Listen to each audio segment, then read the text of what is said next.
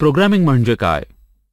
एखाद्या प्रक्रियेची माहिती विशिष्ट पद्धतीने क्रमवार आणि तपशीलवार मांडणे आणि तशा सूचना देणे म्हणजेच प्रोग्रामिंग असे आपणाला म्हणता येईल.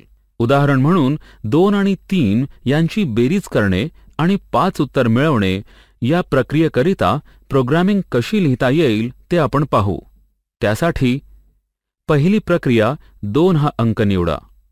दुसरी प्रक्रिया 3 हा आणखी एक अंक निवडा.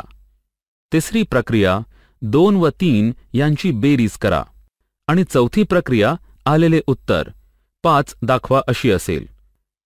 आपण आणखी एक उदाहरण घेऊया. काही गेम्समध्ये एखाद्या वस्तूवर क्लिक केले तर त्या वस्तूचा आकार मोठा होतो. मग ही प्रक्रिया लिहायची असेल तर पहिली प्रक्रिया चित्र दाखवा. जर चित्रावर क्लिक केले तर चित्राचा आकार 150% एवढा करा अशी लिहावी लागेल.